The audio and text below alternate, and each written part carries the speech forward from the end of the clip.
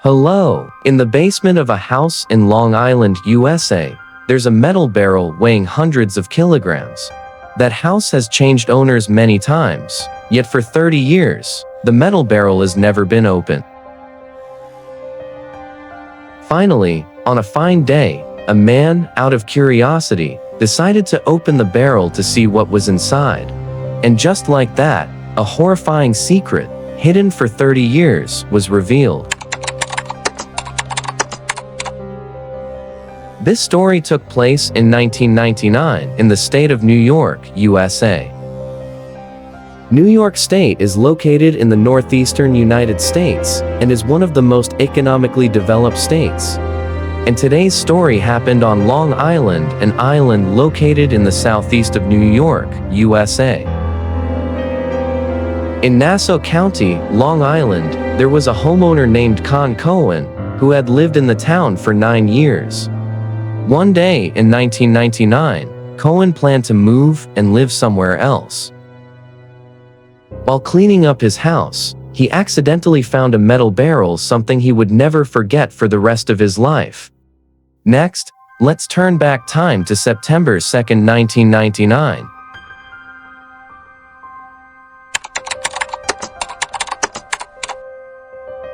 September to end, 1999, it was a Thursday. Cohen, the homeowner preparing to move, cleaned out unnecessary items so the new owner could move in any time. Early that morning, Cohen hired several movers and brought a truck to his house. They skillfully packed up all the furniture and carried out the things to be discarded. However, the moving work didn't last long before someone ran into a problem. One of the movers found a large metal barrel in the basement of the house. The surface of the barrel was rusty, and the writing on it was faded. It must have been there for many years. The mover stepped closer and tried to lift the barrel. He used all his strength, but it didn't move at all, so he called for help. Two other men came down to assist. The three of them struggled hard before finally moving the barrel out to the open space in front of the house. One of them told the homeowner, Cohen, "This thing is way too heavy. We can't lift it onto the truck for you. We can only move it here. You'll have to deal with it yourself." When Cohen saw the barrel, he suddenly realized it had already been there when he moved into the house 9 years earlier. Back then, he had wanted to get rid of it, but it was too heavy to move, so he left it there all these years.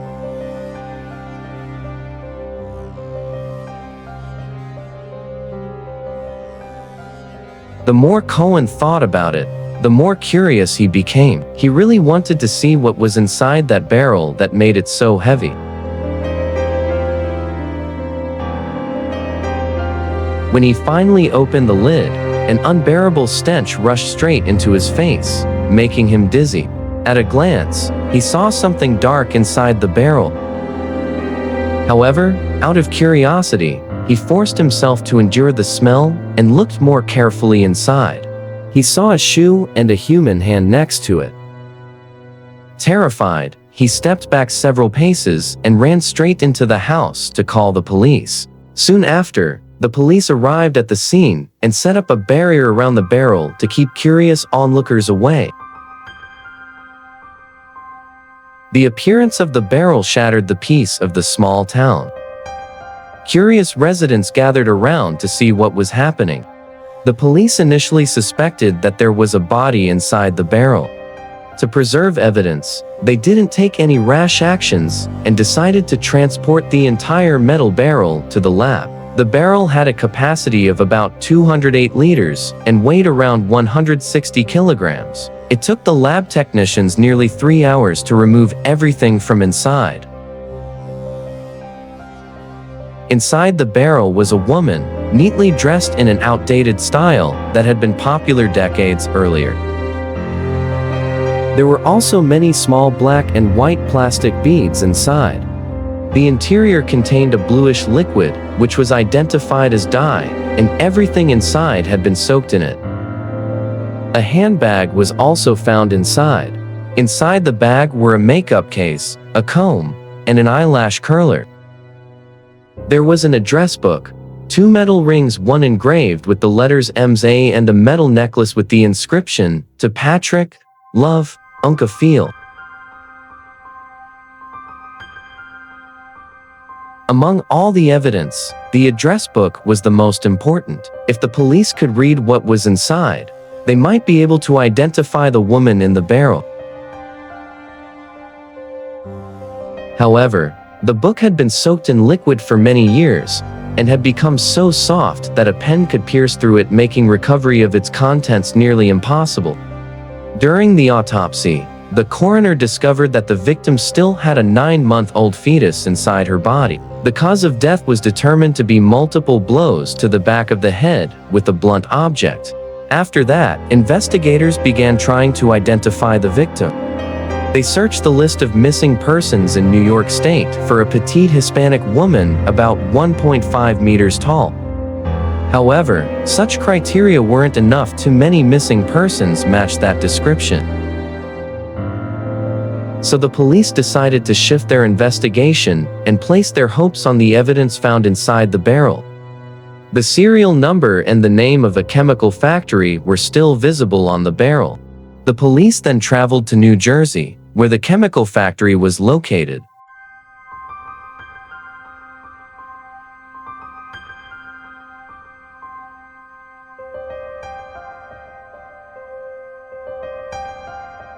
A man at the chemical factory stated that this type of dye had been discontinued since 1971. At the same time, the police also questioned the homeowner, Cohen, asking where he had gotten the barrel from.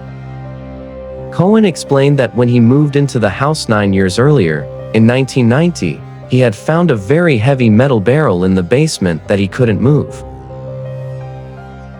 Although he was a bit curious about what was inside, after noticing the chemical markings on it, he decided against opening the barrel.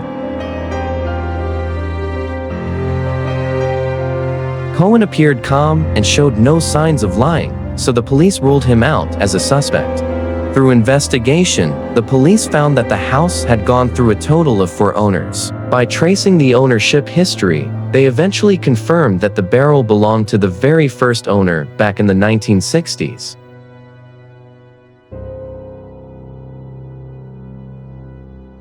The first homeowner was Howard B. Ilkin, who is now retired and living in Florida. The police interviewed elderly neighbors in the area to ask about Mr. Ilkin. They said Ilkin had once owned a plastic products company in Manhattan and managed several facilities. When the police heard the word plastic, they immediately thought of the large amount of plastic pellets found inside the barrel. Since Ilkin was the owner of a plastics manufacturing business, the police began to suspect that the two things might be connected. Following that lead, investigators discovered that Ilkin had been a shareholder in a company that produced artificial flowers, synthetic grass, and decorative items in the 1960s. They also learned that around that time, his factory had purchased a batch of dye from the New Jersey chemical plant to color the plastic grass and other decorations. News of the woman found inside the metal barrel quickly spread across the media. Shortly after, the police received an anonymous phone call from someone claiming to know certain secrets about the barrel, the kind used specifically for storing chemicals. The caller didn't know who the woman in the barrel was, but said that a man named Ilkin, a shareholder at the plastics factory, had once been romantically involved with a woman who worked there in the 1960s. Coincidentally, that was the very person the police were investigating, which only strengthened their suspicions. Based on the evidence they had gathered, the police decided to track down Ilkin for questioning. He no longer lived in New York and had been residing in Florida for quite some time. When he saw the police, he refused to cooperate, but reluctantly invited them inside. The police showed him a photo and asked whether his factory had ever used dye barrels like that before. He replied, "My factory never used metal barrels like that." The police then continued, asking if he had ever used blue dye in his factory operations. Ilkin responded that his factory never used any dye, they didn't need such chemicals. We all know that before meeting Ilkin, the police had already conducted a very thorough investigation of his company. But his answers completely contradicted the police's investigation results. Clearly, Ilkin was not telling the truth. The more he denied it, the more convinced the police became that he was the man they were looking for. The police then asked if he had ever been unfaithful in his marriage. To the police's surprise, Ilkin actually admitted that he had once been involved in an affair. However, he said, it had happened more than 30 years ago, so long ago that he could barely even remember what the woman looked like. After that, the officers took out a DNA sampling kit. It's worth noting that by that time, DNA testing technology was already well developed. That technology had become extremely helpful in criminal investigations. If they could obtain Ilkin's DNA, they could determine whether the unborn child found with the woman belonged to him. So the police asked Ilkin if he would be willing to provide them with the DNA sample. Hearing that request, Ilkin felt it was unreasonable and told the officers to leave his house.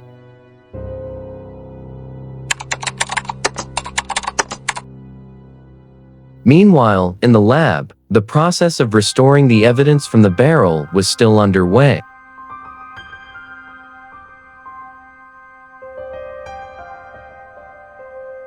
They discovered that the second line on one of the pages clearly read, Mr. Ilkin.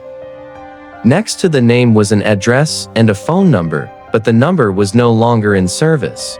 On another page of the address book, there was also a name Kathy Andrade along with a phone number. The police tried contacting it, and fortunately, they managed to reach the owner of that number, Kathy herself. The officers explained the whole story, and after hearing it, Kathy immediately identified the woman in the barrel as Reina. She explained that Reina had come from El Salvador more than 30 years ago. She was an English teacher at a language school, and Reina was one of her students. Since they were the same age, the two quickly became close friends.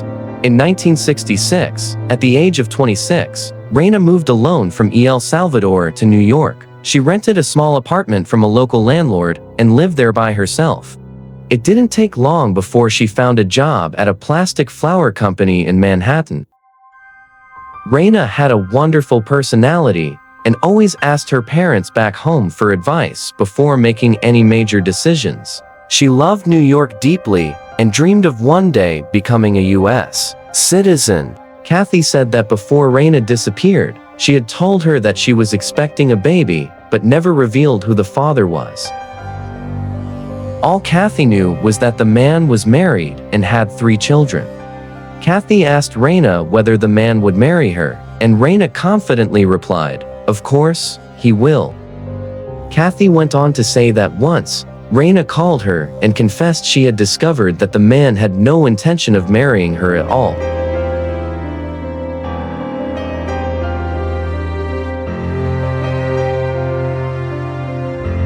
Unfortunately, it was his wife who answered the phone. Reina then revealed everything, their relationship and the fact that she was expecting a child. After the call ended, the man phoned her back, furious, and angrily threatened to harm her. Terrified and confused about what to do next, she called Kathy to confide in her. After hearing the story, Kathy became very worried and immediately went straight to Reina's apartment. When she arrived, she found the door unlocked. She rushed inside looking for Reina, but couldn't find her anywhere. She waited there for 3 hours and tried every possible way to contact Reina, but there was no sign of her. So, she went to the police station to report her missing. At that time, afraid of damaging Reina's reputation, Kathy didn't tell the police about the man's threatening phone call. The police simply assumed that Raina had gone out shopping somewhere. As a result, her disappearance remained an unsolved mystery until more than 30 years later, when the truth finally came to light. After hearing Kathy's testimony, the police became convinced that Elkin, a major shareholder of the plastic factory, was the mysterious man who had been involved with Raina. That night, he allegedly lured her to the factory and assaulted her. Later, he transported her remains back to his home.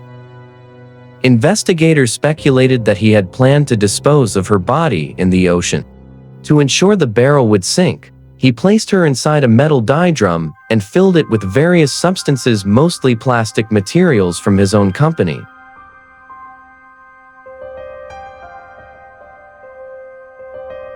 After sealing the barrel tightly, he realized he had miscalculated. The total weight was around 160 kilograms. It was far too heavy for him to lift onto a boat by himself. In desperation, he had no choice but to leave the metal barrel in the basement, where it remained hidden for 30 years. If it hadn't been for the curiosity of the fourth homeowner, Cohen, who decided to open it, the secret might have never been discovered. Based on this reasoning, the police listed Elkin as their prime suspect. The police quickly obtained a warrant to collect his DNA, but when they arrived at his house, Elkin's wife told them that he had gone missing. Eventually, he was found in his garage sitting in the back seat of his car, with blood on the seat and a firearm beside him. The police concluded that it was an act of self-harm, not foul play. They later took a DNA sample from him, and the results showed a 99.93% match with the unborn child. This confirmed the police's theory, and finally, after decades, the truth came to light.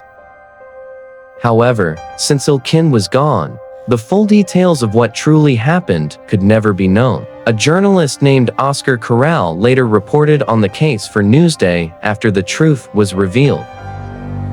He even traveled to El Salvador in search of the victim's family.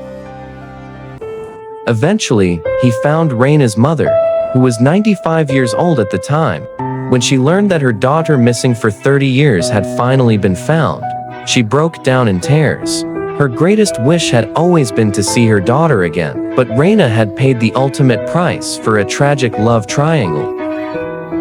On the last page of the address book, there was a handwritten message, likely written by Raina herself to Elkin, expressing her sorrow and despair. "Don't be angry at me for telling the truth." And that's the end of today's story. See you again in the next video. Goodbye.